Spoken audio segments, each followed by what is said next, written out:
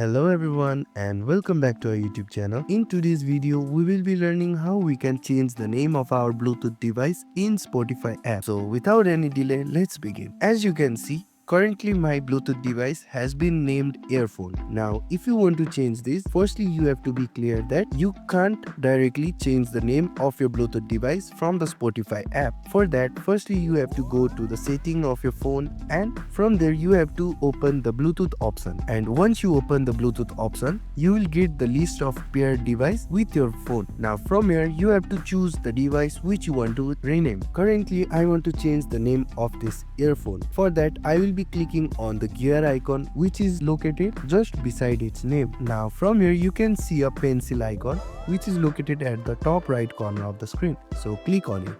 And now you can rename it to anything you want. And once you are done with the naming, simply click on rename. And now you can see that our Bluetooth device has been renamed. And if you want to check it on Spotify, when you switch on to your Spotify app, you will be seeing the name has been changed over here as well. So this is how you can retouch your experience. And if you guys found this video helpful, please don't forget to like, share and subscribe to our YouTube channel and also leave a comment down below. So thank you for watching. We'll see you in the next video.